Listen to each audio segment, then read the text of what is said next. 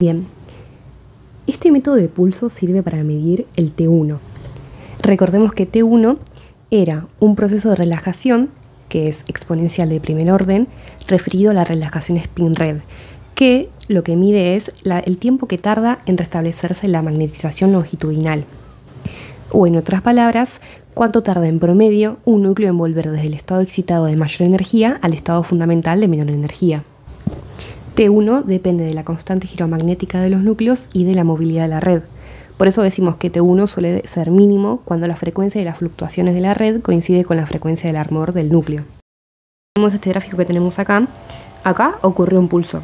Entonces, el vector magnetización, que es la flechita azul, puede volver de dos maneras, de forma longitudinal o de forma transversal.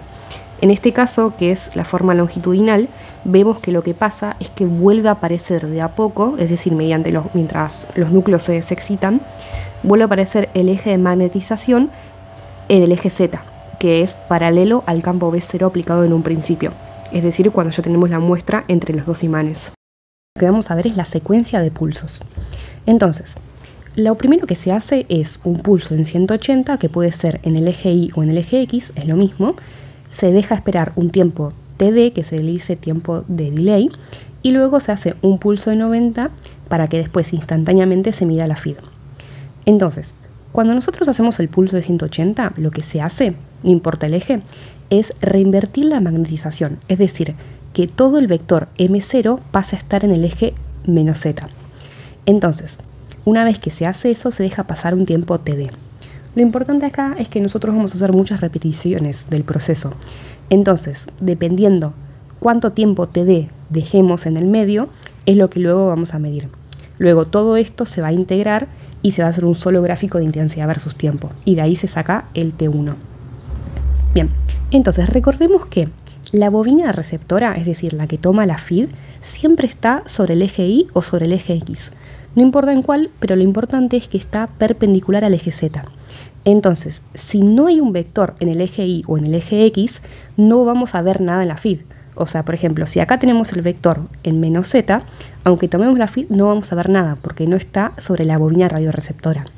Entonces, esa es la razón por la cual se hace un pulso de 90. ¿Para qué? Para que todo este vector que estaba en el eje menos Z pase a estar sobre los ejes donde se toma la señal de la bobina. Y lo otro que también es muy clave en este caso es que la FID se toma instantáneamente después de hacer el pulso de 90. ¿Por qué digo instantáneamente? Si nosotros dejásemos pasar un tiempo cuando hacemos el pulso de 90, lo que va a pasar es que ahora, como tiene una componente en X y en Y, va a haber, además de una relajación longitudinal, va a haber una relajación transversal, que esa ya está medida por el tiempo T2. Entonces, si nosotros quisiéramos medir el tiempo T1, pero nos tiene el T2 que está afectándonos la medida, no tiene sentido.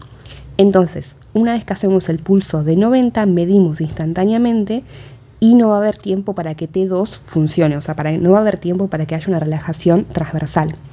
Entonces, todo lo que acá, todo este vector de acá, va a estar representado por este vector. Esto lo toma la bobina radioreceptora, que lo vamos a ver como una señal negativa, y todo esto se integra para obtener T1. Dependiendo del tiempo TD que esperemos, es el largo del vector, de medio criollo dicho. Entonces, por ejemplo, ves que acá tenemos un vector medio largo en el eje menos Z, ahora lo tenemos en menos X. Si acá lo tenemos en menos Z, también lo vamos a tener en menos X, y luego si lo tenemos en más Z, lo vamos a tener en más X. Y así vamos formando toda la FID.